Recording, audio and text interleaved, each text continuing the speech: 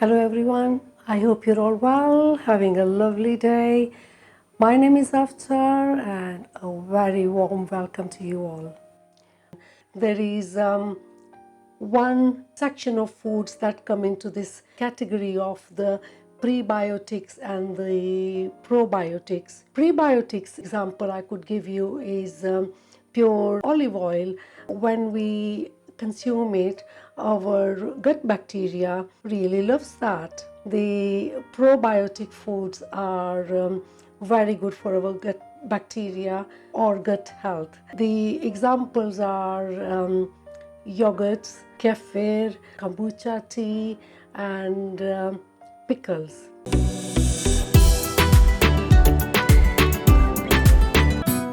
The cooking today is going to be about the pickle or achaar.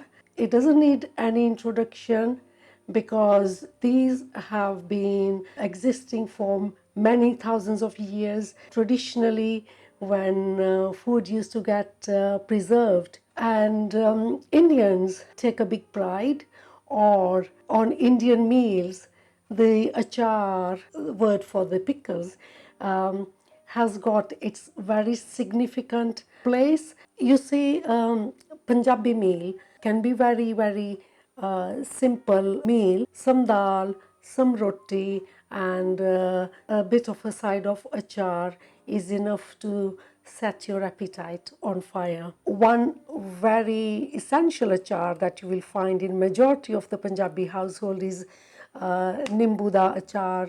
So this may be just the limes or the lemons on their own together with the rest of the spices, or it may contain some red and green whole chilies and some ginger juliennes. My mom used to really encourage us to have this nimbu da achar particularly. So let's make achar using the spices: fresh red and green chilies, some fresh lemons which can be replaced with limes, and some fresh ginger. With the lemons, I have washed them and then dried them thoroughly. After drying them, I've used the kitchen towel to make sure there is no water moisture on the lemons at all. I remember my mum in Africa, what she used to do was wash and cut and then leave these out in the sunshine to dry out that moisture. Since we are not that lucky here with the weather, make sure there's no drop of water at all. It will get preserved properly and it can last for a long time. And I'm using a bigger bowl, again clean, dry, no water in it at all. And sprinkle some salt on these, toss it. Press a couple of these, that is giving me some extra lemon juice in there. And I'll throw the rest of the salt in here and then just give it a toss again. So let it sit for at least half an hour. So in the meantime, start off with the spices.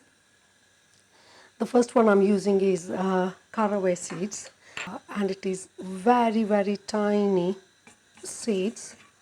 Roast these, releasing the most beautiful aroma that you can imagine. And that's it. I've roasted it. Bring it out onto another plate. This really lovely, very unique, nutty, earthy taste to them. Come back to my ginger and cut it into juliennes and take all the stems out of the chilies. Throw as they are into the lemons. If you wanted to have that chili heat in the achar, you could actually just put a slit and that will release the chili heat into the achar sauce. Ginger goes in there. There is no hard and fast rule about how much ginger you want to add and how much chilies you want to add. Toss this. Now, the caraway seeds have already cooled down and they are going to go onto the achar. Toss it. Add at this stage, as it is, nigella seeds. Punjabi or Hindi we call it kalonji. You do not need to roast it because they are not bitter compared to the caraway seeds, and they have got the lovely flavor. While we're giving the lemons and the other ingredients that half an hour time, dry roast the coriander seeds. I want these to be a fine powder. So next is the fennel seeds, and they have got their own lovely sweet taste. Add the fenugreek seeds. One thing you got to be careful with, unlike the other spices, when you roast them and you are getting rid of that bittery taste with the fenugreek seeds, if you roast them too much, they actually go bitter. Now I'm adding the powdered mustard seeds, and that's it. Turn this off now. They need to come on a plate so that the cooking process stops. Now let's get on with the tempering for the achaar. I like the rapeseed oil because it's got its own distinguished taste.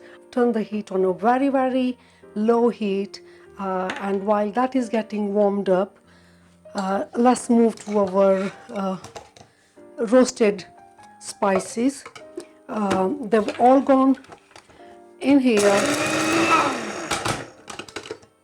Sprinkle onto the achaar.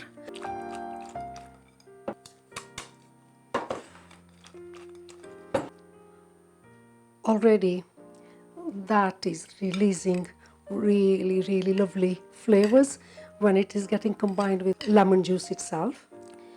That oil has been heated. To turn the heat down, let it cool down a little bit. Some vinegar gets added. I like to use the colorless one because I want the colors from those main ingredients to shine through.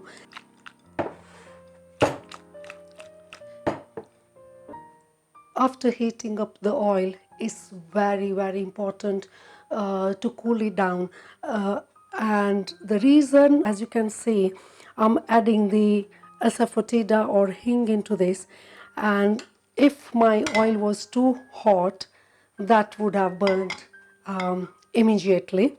In goes into this warmed up oil some powdered turmeric.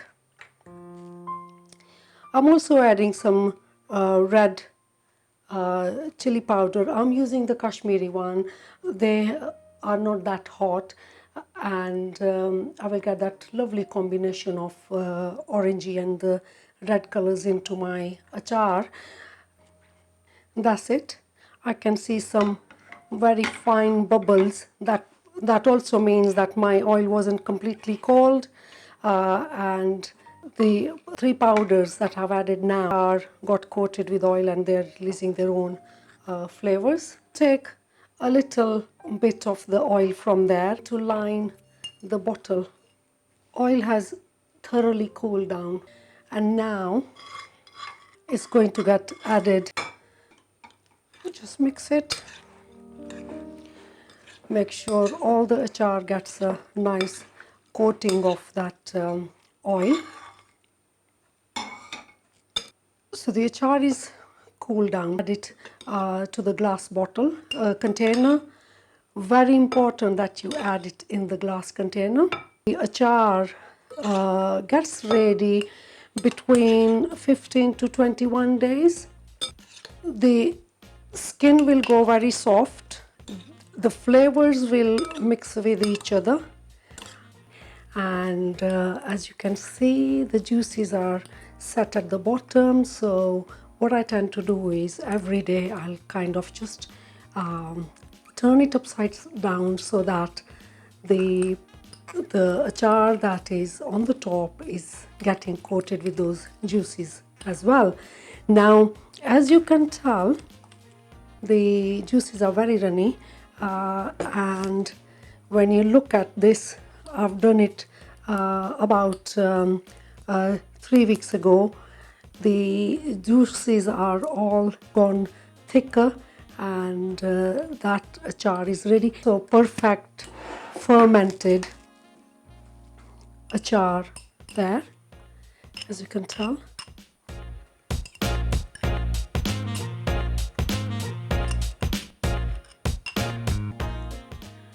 I hope you have enjoyed being with us and you find this useful. On that note, we'll see you at the next video. Thank you for being with us. God bless you. Take care and bye bye for now.